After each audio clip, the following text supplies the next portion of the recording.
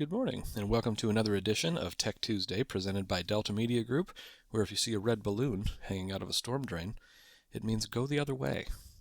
So today we are going to take a look at the listing profile page in the DeltaNET. Really, this will tell you how to manage listings or what kind of listing management you can do through the DeltaNET. And by manage listings, I mean changing some information about that listing, maybe changing out the pictures, adding new pictures, or adding media to that listing. Let's take a look and see what we can do there. So first off, in order to get to that listing profile page, you have a few different options. In DeltaNET 5, you would just go down to Listings and then click on Listings would be the first option here, and that'll take you to a page that shows all of your listings. In DeltaNET 6, I can do roughly the same thing. So under Listings, I have an option for Manage My Listings, and when I click on that, that'll take me here to my listing management page. Also, I could just type the address or the MLS ID of the listing up here, and it would come up. So you can see we've got our 42 Random Ridge Road. So if I just type that in, you can see it comes up in the autocompleter, and I can click Edit, and that will take me to that listings profile page. I could do the same thing if I put the MLS ID up here. So it's just kind of a shortcut that'll get you there a little bit quicker. Now the other thing I would do is from this page, if I went to the management page first, I'll just click on the MLS ID, and that will take me through to that listing profile page. Now from here, we have tabs that indicate all the different things that we can do on these particular listings.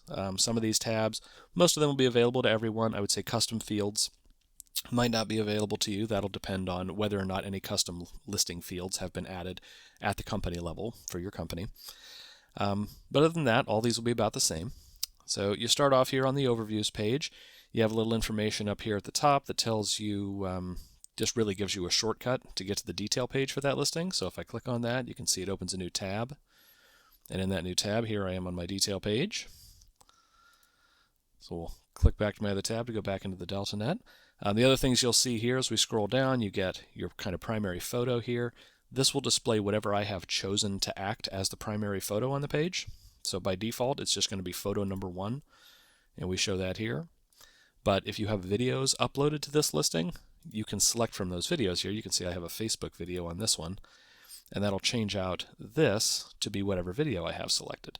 So if I were to save that, that would replace this image with this video that I have selected here. So we'll go ahead and leave that as primary photo for now. And it gives you some basic information here at the top. So you have your address, have your MLS ID, price, how long it's been in the system.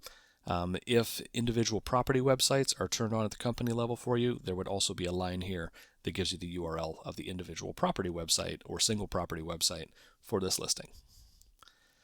So there you go. Now if this happens to be a pocket listing, you'll have an additional spot down here for listing information where you can click here to edit the pocket listing information for this. So this is a pocket listing because I created it in the system just as a demo listing. But if you are creating pocket listings, this is how you would go in and edit those and change the status, all those things. Otherwise, this would be a listing that is coming in from MLS data, in which case the status, price, all that stuff is updated automatically as we get new data from the MLS. So the next thing we have here is I'm going to click on the Photos tab. So this will lay out all the photos that are set up for this listing. Typically, these will have been pulled in from the MLS, but you can modify them here if you want. So I could select a replacement photo and actually replace this photo individually, or I can go down here and I can upload numerous photos at once. So if I clicked on Add Files here, it would let me select files from my computer. It would fill out this list, and then I would click Start Upload, and that would upload all the files to this listing. Now the next thing I can do here is I can reorder these photos. So if I just grab these toggles here and move that, you can see it will update the photo order. Now there are two things to keep in mind when not just editing the photo order, but really editing anything on this page. First, with the order, when I rearrange these, as soon as I rearrange them, it saves the new order. So just, I don't have to click a save button after I've set up the arrangement I want. Just every time I make a move, it automatically saves that new order. Now that's important because whenever you make a change to the photos, that would be either the order of the photos, you add titles to the photos, you replace any or add any additional photos, any of those things. If this is a listing where all of these photos are coming in from the MLS, once you've made those changes, we will stop pulling photos from the MLS for this listing. Now the reason we do that is so that we don't overwrite your changes with what's still entered there. However, if you ever do make changes in here and then want us to start pulling photos from the MLS again, you can just send an email into support@deltagroup.com and just let us know that you want to have this listing pull from the MLS again, and we can reset it to do so. Now, also that is just for photos. So even if you've changed photos and we're not pulling updated photos from the MLS anymore, we'll still pick up things like price changes and status changes, all that stuff from the MLS. Now the next thing you can do here is I can download a zip of all of the photos that are here. So if we got, say, 20 photos from the MLS and you just wanted to download them all really quickly, you can click this button and that'll give you a zip file with all of those. Or you have a download button on each of these that lets you download them individually. And then lastly, you have a delete button that just lets you remove individual photos. All right, so the next thing we have here is the Videos tab. Now this Videos tab has undergone some pretty significant updates, so this is the main one I wanted to make sure I covered in this video. First off, you can see from this video interface on the left, we've added some more sources. There's a little check mark next to each one that has a video uploaded for it now. So right now we have YouTube selected. There's no video over here, and there's no check mark, but if I click on Facebook, you can see there's a video URL, and there's a preview of the video here. If I wanted to remove it, I can just click Remove Video, OK, and now that video's gone, and the check mark's gone. So that's the first thing. We've kind of simplified this interface. So if I wanted to add a YouTube video to this listing, I'll just select YouTube. These are all choices for how I want to add it. So, depending on which one of these things I have, that's which option I would choose. So if I go over to YouTube and I just have a video open ahead of time, I can either grab the URL here, I can go down and click on Share, and it gives me the share URL, and I can just click Copy, which is generally going to be the easiest way to do it. Or I can click on Embed, and you can see it gives me all the embed code, and I could copy all that code. Or I can just grab this last little bit here, which is the video ID, and I can use just that. So any of those options are available to me. I would just say the fastest and easiest way that I would generally do it is just go down and click on Share. There's my URL, click Copy, and that's all there is to it. So now I'll just go back into the DeltaNET. I know that that is the video share URL, so I'm going to click on Share URL. I'm going to paste it in, hit Update, and there's my video. Now you can see I don't have to do each of these individually, so if I go through each of these, they're all filled in for me now. So all I do is select the one, save it, and I'm good to go. Now if I go down to Facebook, process is very similar, but this time I don't have different types of URLs to choose from, I just have the one. So now I'm just going to go to my Facebook business page. So here I am on Facebook, we'll go to my business page, because that's where I happen to have my video. And I'll click on Videos over here in the sidebar. So here's all my videos. We'll select the one we want, and I will grab the URL from that page, highlight it, copy it, and I'll go over here and paste it in, update video, and there it is. It is exactly the same process for all of these. So if we go to Vimeo, it'd be the same thing, but like YouTube, I have a couple different choices for embed code or video URL or video ID, depending on which one of the things I want to import there, or which one things I want to use to attach that video. I have Zillow, Welcome Mat, Matterport, MapRight, so those are all the ones we kind of have predefined in there, where you can just drop in those IDs. Now lastly, we have added an additional option for Other, and that allows you to take either a URL or embed code for a video really from any source and just paste it in here so that we can attach that video to this listing. So it just gives you a lot of freedom there if you have any other third-party sources that you have videos set up or videos hosted at that aren't in this list. So now with those two videos I've added, if we go back over to the detail page and refresh it, there we go. Now I'll scroll down and you can see there's my videos embedded right on the page. So there's my YouTube video and there's my Facebook video. Now let's say that I wanted this YouTube video to be up here in place of the main photo. I can do that by just going back to Overview. And now if I click on this drop down, you can see my YouTube videos in the list. Update the gallery. And now if we go back to our detail page and refresh it, we have a broken YouTube video, so that's not going to work for us. But other than that, you can see that it replaces the main photo with the video. But the photos are still there, so I can still click on these arrows and still cycle through all the photos for this listing. So we'll go back over here, change this back to our primary photo, update, there we go, and continue on our list. So the next piece we have here are open houses. If the ability to add open houses to listings is turned on for you at the company level, you can add open houses to a listing through here. You simply go in here, you give it your date, start time, end time. The agent will be set to you by default, but if you have another agent hosting this open house, you can select them from the list. It'll just show all the company agents in there. When you choose them, it'll fill in with this information automatically, their agent phone number, but you can modify that if you'd like. You just fill in all these fields, and when you're all set, you hit Add Open House, and it will add it to or it'll show up down below over here. Now, in addition to creating a conventional open house through here, I could also create a virtual open house. And if I do that, I would paste in the URL where my virtual open house is going to appear. So this could be a Zoom URL. It could be a Facebook or YouTube video, just however I plan on kind of live streaming that event. And I would just paste that URL here and save it. Now there's additional functionality for a premiere video as well. So on YouTube and Facebook, you can make a premiere video. And what that does is it allows you to upload a video ahead of time, but then set a certain date and time at which that video will become available. If you do that, you can expand this functionality and put your Premiere embed code here. And by doing that, there'll be some special behavior on the listing detail page that shows that the video will become available at that Premiere time and kind of allows users to go in and kind of register for that ahead of time.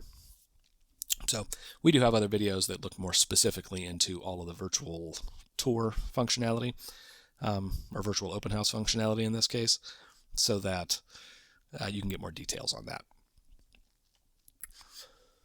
Now the next piece we have here are vTours. So if I click on that tab, you can see that I can add both a primary and secondary virtual tour. Now if I add that, what it'll do is add a button down here that says virtual tour, and when I click on that, that'll open my tour up in a new window. To add that in, I just paste in my virtual tour URL and hit update. That's all there is to it. For the secondary virtual tour, it works the same way. It just adds a second button.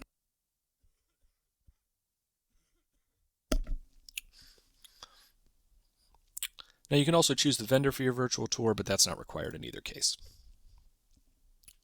The next piece we have here is if the builder and community system is turned on for your company or at the company level, then you can go in here and you can attach a builder or a community to this listing. So what you're doing is saying that this listing was built by whatever builder you have selected here, and it is within whatever community you have selected here. Now this all has to do with what builders and communities have been added at the company level. And the next piece we have here is showings. So if you want to add showings to a listing, you can do so under this tab. So you just select the tab, enter all the information on this form, and hit Add New Showing. What that'll do is basically attach that showing to this listing, and then those showings can be included on the seller report emails. So they're kind of two pieces here. First, if you have showing scheduled, you can put in all the information about that showing, have it create a calendar event for you so you'll have a reminder. And the next thing you can do is you can include that showing on the seller report email, so that if you have a seller report set up to go out to any of your sellers, it'll include all the showings just in a section on that report. So that's kind of nice. But to do that, fill the form out, just hit Add New Showing, and that's all there is to it. The next piece we have is notes. So this allows you to just add notes to the listing. These can either be internal notes, or really they can be a mix also if you want. But it's just a text-only note. You would type this out here, hit Add New Note. If this box is not checked, then that note will only appear in the DeltaNET here. So it would just be kind of your own internal note about this listing. But if you check this box, that'll include that note on the seller report also. So your sellers, when they get that weekly report, if you do have it set up to be weekly, they'll be able to see all the notes that you've added to the listing. Now the next piece we have here is the mapping tab. So under this, if the listing is showing up in the wrong place on the map in the map search, this is how you would adjust that positioning. So I would just click on, is this map in the wrong position? And then it will load up a map here ultimately. And once it loads the map up, I can just drag a pin around on the map and reposition where that listing will appear on the map. Now you see we can also select from some different map types here. Default map pop-up, it really all uses Google Maps these days. So it's best to leave this set to the default. Now next we have the title and tagline tab. So what this allows you to do is add a title or tagline to this listing that will appear in various places. Primarily the tagline will appear on the search results pages just on the card for that listing. But if there are different results pages or detail page templates, or if your company is using a custom template for those could appear in different places. But primarily, those will appear on those results pages. And then the title and the name are specifically used for marketing purposes. So these really only appear internally. So they won't appear publicly on the detail page or on the results page at all. And then next we have the Sellers tab. So this allows you to quickly add sellers to this listing. So if I just type in a name of a seller and select them, you can see it adds them to this as a seller. And this gives me a shortcut to add a seller report. So if I wanted a seller report to go to this user, I could just click there and then configure my seller report. And we've got videos specific to the seller report system. The other thing it does is it connects this listing to that seller as well, so that you can go in and see that seller or go to that seller's profile page, and you'll be able to see that they're associated with this listing. Now next, custom fields. If this is available, if your company has chosen some custom fields for this listing, or really not for this listing, but for listings in general, this is how you would manipulate those custom fields. So sometimes these fields have to do with special functionality that have been added to the search form. So you could have an option here that says, my company's preferred listing.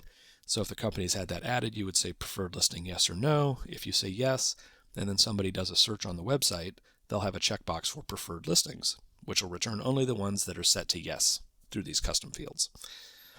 So this is how you manipulate those fields if they're already set up for you. And then next we have import-export notes. So what this does is gives you kind of a quick way that you can export notes from this listing, or if you have notes from the listing already just stored in like a CSV, then you can go in here and you can import those notes to quickly get them added into the system. Normally you would do that so that they show up on the seller reports. So there you go. That is the listing profile page. So that is how you can manage your listings in the DeltaNET. That also goes through the new video functionality, so you can see all the new ways that you can add videos and how those will show up on the detail pages. As always, if you have any questions, concerns, feel free to send an email into support@deltagroup.com or give us a call and we can walk you through whatever you need. Otherwise, have a great week, and I will see you again next week. Thanks a lot.